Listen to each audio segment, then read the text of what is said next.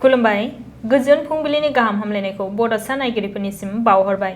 दिनै 2 एप्रिल 2022 इं सनिबार बारायनि सानसेनि फान्जामुथिखौ फरायथिनानै होनो लादों आं रिमा बसुमतारिया।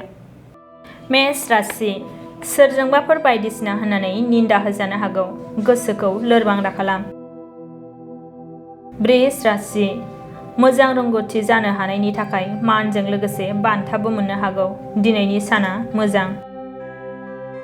मिथुन राशि जेखि फालांगि मावा मानो मुलाम्फा मोननो हागोन, गोसोखौ गोजोननाय मोनगोन। कर्कट राशि बायदिसिना जार्लायाव गोग्लैनो हागौ, फारफ्रोमबो बिथिङाव हमथानानै सोलिनांगोन। सिंह राशि दान्थे बिदान्थेनि थाखाय लोगोजों सुथुर जालायनो हागौ, गोसोखौ हमथानानै थानाया मोजां। कन्या राशि गोसो थोलायनायनि बान्दोआ गोरा जालांगोन, गोजोनै सम बारहोनो हागोन, मोजां सान। तुला राशि अहंकार जानानै थायोब्ला जेंनायाव गोग्लैनो हागौ, गावनो गाव धैर्य हमनानै थानांगोन। वृश्चिक राशि माबा मोनसे मुवा खहा जानो हागौ, जेरैथिंबो नोजोर होनानै थानांगोन, लोरबां दाजा। धनु राशि नंखाय जाहोननि थाखाय नांलायनाय सोमजिनो हागौ, गोसो हमथालायनानै थानो हायोब्ला मोजां। मकर राशि सुथुर जानायफोर दङब्ला गोमालांजोबगोन, फारफ्रोमथिंबो गोजोनै थानो हागोन।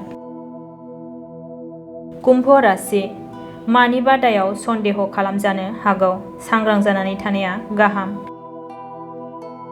मीन राशि मोजां सुबुंजों लोगोथि जालायनानै थानो हागोन, बबेबा समाव हेफाजाब मोननो हागोन, मोजां सान। दिनैनि फान्जामुथिया एसेनोसै, गोजोन्थों। 2022-2023 सोलोंथाइ बोसोरनि थाखाय चिरां जिल्लानि बेंटलाव थानाय मोनसिम सिब्राय इंलिश स्कुलाव नार्सारिनिफ्राय थाखो 8 सिम फरायसाफोरनि मुं थिसननाया सोलिगासिनो। बे फरायसालियाव हौवासा आरो हिन्जावसाफोरनि आलादायै थानायनि राहानि थाखाय हस्टेलनि खाबु दङ।